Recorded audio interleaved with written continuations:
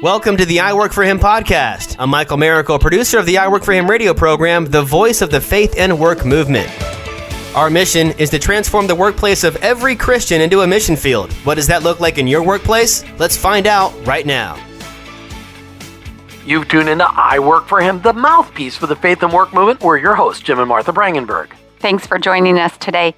You know, one of the things I wanted to point out to you, our listeners and our friends that are listening to I Work For Him, is that did you know that the Awaken Podcast Network is a place that you can go to find specific podcasts that are being produced with different directions? So maybe there's some moms that have their own online businesses. There's a podcast for you. If you're a realtor, if you are a creative, Jim, there's just so many people that God has stirred up to start their own podcasts with that conversation about faith in their workspace. And so I just want to encourage you to go to awakenpodcastnetwork.com and learn more about that. I think it's one of the most fun ones that I found was a specific podcast for stay-at-home moms running an in-home business. Yes, and in fact, that's how specific these I got podcasts to be a guest on that show just recently. Well, that's the one you got to be on? Yeah, That's so pretty Mama fantastic. with a Calling. So Wow. Go check it out. That would be kind of fun for you to listen I have not to. heard that one. Yeah, they're all I'm out not there. a stay-at-home mom. And actually, she On is the in Awaken- your state. That's right, on the AwakenPodcastNetwork.com. You know, we scour the country for stories of the unsung heroes of the faith, people living out their faith in a way that is noticeable and attractable in the marketplace. Well, maybe not attractable, but maybe attractive to living out their faith in the marketplace. No matter the type of the workplace, you can make a difference. Today, we're going to hear the story of Joe Kallis, a realtor from Tennessee. He hasn't always been from Tennessee. He used to be a big city, big shot from the Windy City, and God called him to a new life. Joe, his wife, and kids now live in Tennessee, and his mission statement in this new life is, slow down enough to find joy in your work. Joe Kallis, welcome to I Work For Him. Thank you very much. Glad to be here. We're so grateful to have you. You know, we're going to talk about how you connect your faith and your work together and what it looks like. But first, tell us how and why you became a follower of Jesus. Well, I was part of a business opportunity years ago. It was Christian leadership, and I was just kind of pursuing, and I still do pursue business endeavors. Obviously, I'm an entrepreneur at heart, but ultimately got involved in a business group led by some Christian men, which I'd never really been in that surrounding. So I was chasing after wealth, essentially, honestly, if we're being honest. And I saw how they live their lives, and I saw joy for the first time in work. You know, you go to a job and you get around coworkers, and there's not always joy involved in corporate America. But I got around a business team, and they were just excited about what they were doing. They were excited to make an impact. They were excited to pour into people, and really selfless leadership. It was the first time I had kind of seen that. And I didn't really understand it at the time. It felt good, and I kind of wanted that. And along the way, turns out they were all Christian business owners, and they were using commerce and business as a vehicle to go reach people. And they had conferences, and one Sunday morning they shared a testimony, which I grew up Lutheran. I was in church. I got confirmed, but it never really meant anything to me, for better or for worse. I didn't really understand what a relationship was, what a walk with Christ meant. All these things that I say now, I just kind of say them flippantly. And back then, I didn't really know what it meant. So they taught me what their testimony was. They told me that you could just tell your story of brokenness and redemption, and it would impact other people. And that was the first time I had ever heard that. And it was so refreshing to me that, you know, these wealthy, successful, really nice, serving people that I've come to admire they put people first, and it was crazy. And then they told me a story of brokenness of where they had come from prior to that. And I had to know more. So I started to learn about Jesus, and ultimately accepted him as my savior. So was that an organized national group for business people, or was that just a local group there in Chicago? It was a local leadership team of Amway, which is a international organization. Yeah. So it was the Amway business opportunity, and but there's leadership teams within the Amway model, and I learned from certain people and learned to love them, but ultimately their love for Jesus was number one at the end of the day. And we have heard that many times on the road, how people met Jesus in Amway. I mean, what a fantastic no longer involved. It didn't necessarily. It was 8 years and didn't really work out. But I became a better person. Read a bunch of personal development books, which you could probably see behind me. All these books came from the Amway opportunity, and just some of my best friends in life now. Most of my best friends in life, honestly, came from the Amway business. So I'm so thankful for that and for my salvation. Ultimately. I was going to say, and ultimately your relationship with Jesus, yeah, which is that's all that matters. That's the greatest wealth that you could have gained from that pursuit there. So what kind of work are you doing now, Joe? Real estate. Along the way, I was working in corporate America, but got my license on the side. I have a background in digital marketing, and I wanted to do some lead generation, which again, you can also see my lead gen license plate. Yes. I was a marketer and wanted to do some real estate to sell leads to real estate agents, and ultimately became one. So I love selling property. And you're doing it in Tennessee, which, so many people love Tennessee. So many people love to visit Tennessee because of the mountains, the rolling hills, and the horse farms. I mean, Tennessee's beautiful from one end to the other.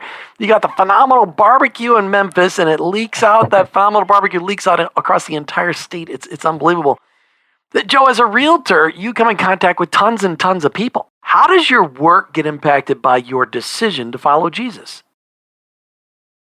Also, I mean, real estate it's a people business. It's any sales job opportunity, whatever. It comes down to people and relationships. If you're not good to people, you're not going to sell property. People don't care about houses and land. They do. Tennessee is beautiful, but it's more about the heart. Tennessee is the volunteer state. The heart and the spirit of the people ultimately is what draws people here, I believe.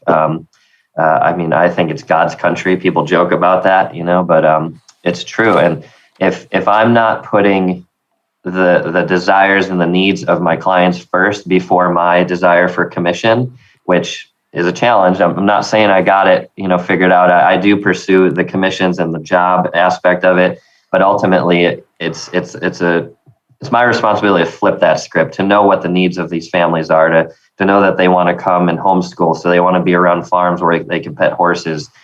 Those sorts of things are really, that's what Christ did. He cared about the people first. He didn't care about their situation, about their desires or their pursuits. It was a heart condition for Jesus. And I just pray that any time I work with a client in real estate, that I would think about what it means to their family ultimately, because that's what led us here. There's no other reason we'd be in the middle of nowhere, Tennessee, except for if it was God. And my pastor now was my realtor, and he led every single conversation through the lens of, what does this mean for your family? So that's how real estate should work. Whether people appreciate that or not is up to them. But that's where I should focus. We're talking with Joe Kallis today. You can check him out online. Well, I don't know, Joe, why don't you just give everybody if somebody wants to move to Tennessee, give them your website. Boom 931, BOOM 931. My pastor and I, we tend to say boom when we get excited. So that's the website. Boom! It's all about 931.com. There you go. Boom931.com. Yes, sir. All right. We'll be right back with more. Boom 931. Joe at boom931.com. That's his email address if you want to move to Tennessee. Talk to Joe. We'll be right back with more from Joe Kallis right here on I Work for Him. You know the kind of person that always tells you about the latest trends or the special deals around town? Well, lean in, because here's a message from that kind of person. The Awaken Podcast Network is the place to be. Go to awakenpodcastnetwork.com and unlock God's purpose for your work with help from some friends. You will find a gathering place of podcasts that provide simple tools, faith stories, and conversations that will inspire and equip you to vibrantly live out your faith in your work today. Go ahead, check out awakenpodcastnetwork.com and then be that kind of person and tell a friend. Hey, welcome back to I Work for Him. As we're talking to Joe Kallis today. He's a realtor in kind of north central Tennessee. You can check him out. If you want to move to Tennessee, Joe's the guy you should talk to, boom931.com. But we're not here to sell his real estate. We're here to hear about his story of living out his faith in his work. So, Joe, one of the things that I think about as a realtor is that you really get the opportunity to build up communities, to build them.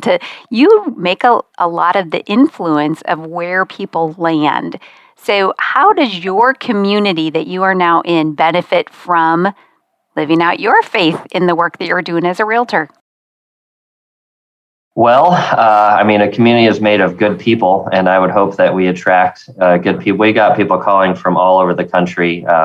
In the state of the world we're in, for me, for my story, we needed to get out of the city. You know, it's biblical. You head for the hills. I had a friend that moved to New York, the countryside of New York, and he said he had biblically, God told him you need to head for the hills. And I said, I was mad at him because he was leaving me. But then a year later, I did the same thing.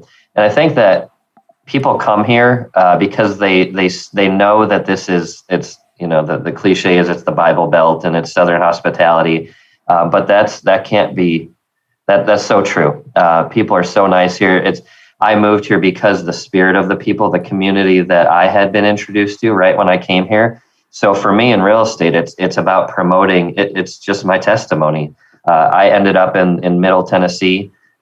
I literally didn't know where this place existed. My dad had moved here. I visited him, long story, but we ended up here as a result of people providing community for me, a community of faithful, Jesus-loving people that I ran into. I think God ordained that and he orchestrated that. And I'm just excited that when people come from California, New York, Chicago, even Florida, places that you wouldn't even think that they would want to leave, I believe that there's a stirring that God is moving them here for a reason, and I can only help to just, usher them in, make them feel welcome, and just introduce them to the community that I fell in love with, and that means everything to me. So sell them a place and then introduce them to my church, and get them involved in life group and things like that. So I'm still trying to go with the fact you said people leave Florida. What? Exactly right. They leave. They must live in Tallahassee. They must leave Tallahassee or something like that. I don't know. Because the rest of Florida, it's too hot. That's why it's too hot. Having the mountains to go to. It is hot, and the mountains in Tennessee and the hills in Tennessee are gorgeous, and it is a beautiful place. All right, but I mean, in building communities, if you're working with clients and you're like, I don't know. If you move here, you're going to screw up our great community. Do you ever tell people, maybe you should live in this other town? There are some shirts that say don't, for instance, don't Illinois my Tennessee. When we moved here, people said, don't bring your Illinois stuff with, because they know Chicago, they know the reputation. And yes, they're people coming from other communities into this wholesome, nice, beautiful, fun-loving, gorgeous community. There is a bit of people are a little bit nervous that they're going to bring their California, their New York, their Chicago, whatever it is. But ultimately, people come here because they're of a like spirit, and they just want to enjoy nature and God. It's a God-fearing country here. So yeah, it is great. So I know I was joking about that because, of course, there's great places all over the country. Even in California, there's great places. Oh, for sure. How do you see your work as a ministry? It's really a businessry, as we like to call it, according to Chuck Proudfoot from At Work on Purpose out of Cincinnati, a businessry. But talk to us about how you see it that way.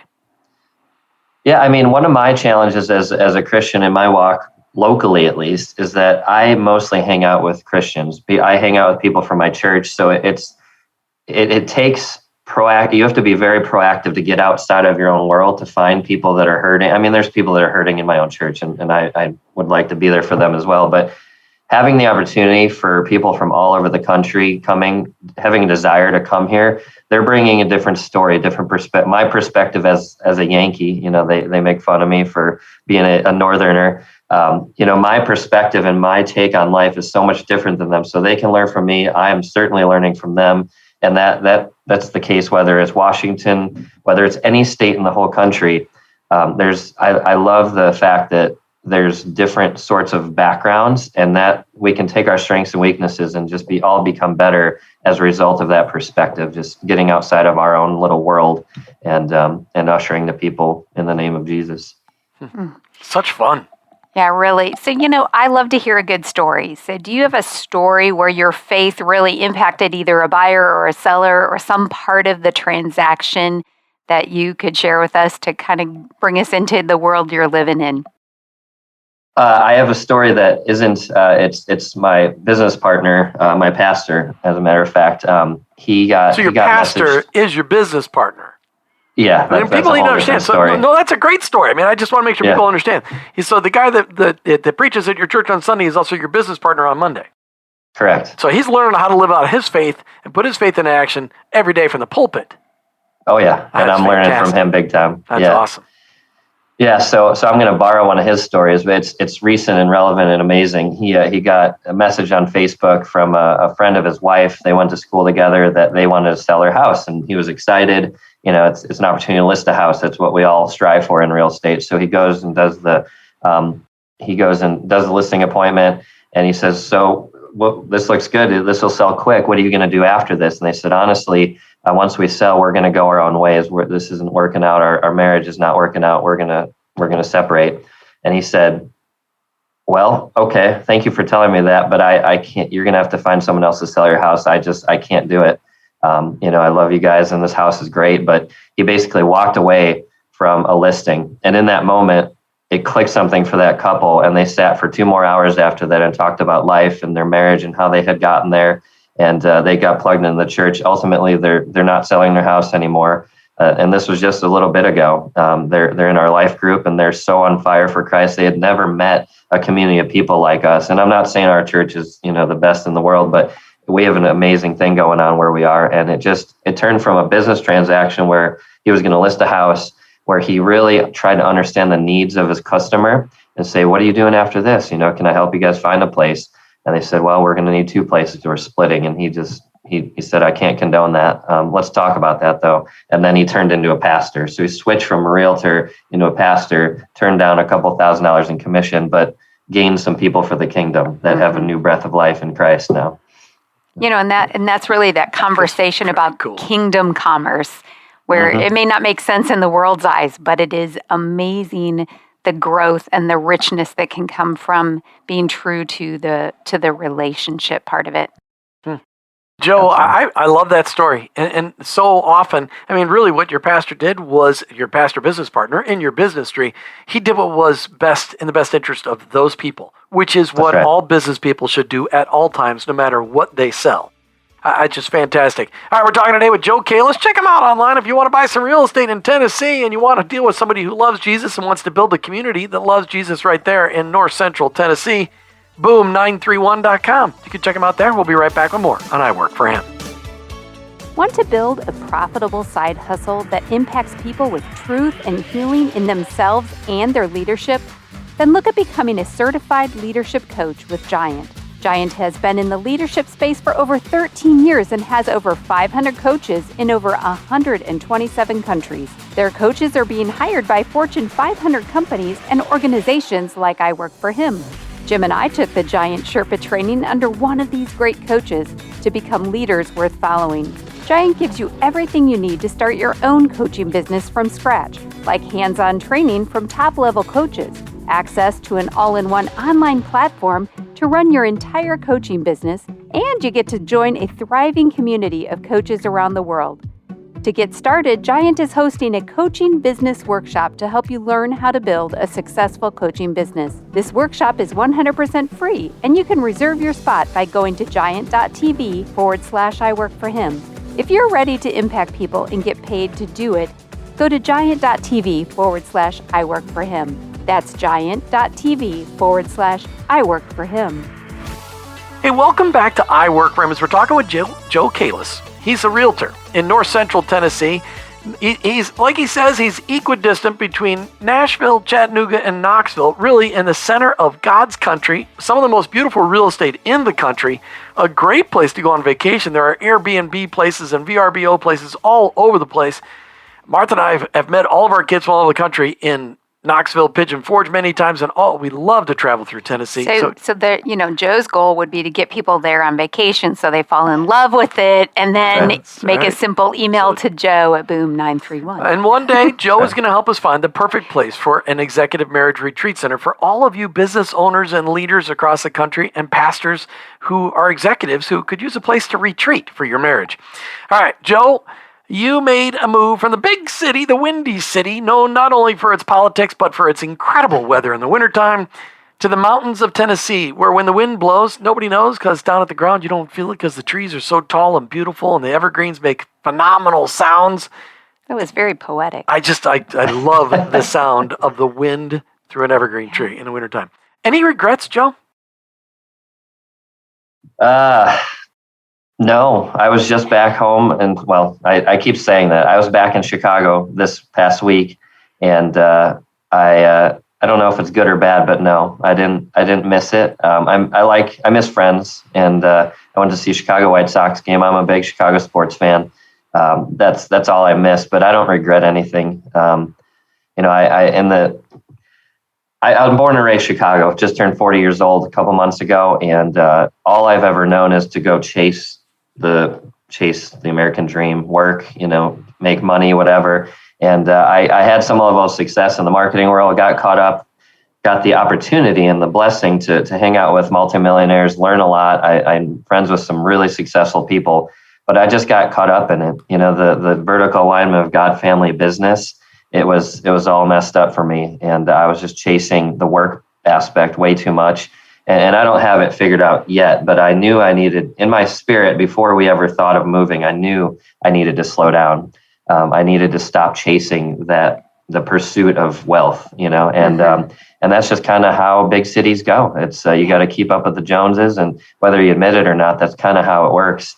But I came to visit my dad in the peak of COVID. Chicago we're a homeschool family, and everything was locked down. We couldn't go anywhere, do anything. Came to visit my dad here in the middle of nowhere, and fell in love.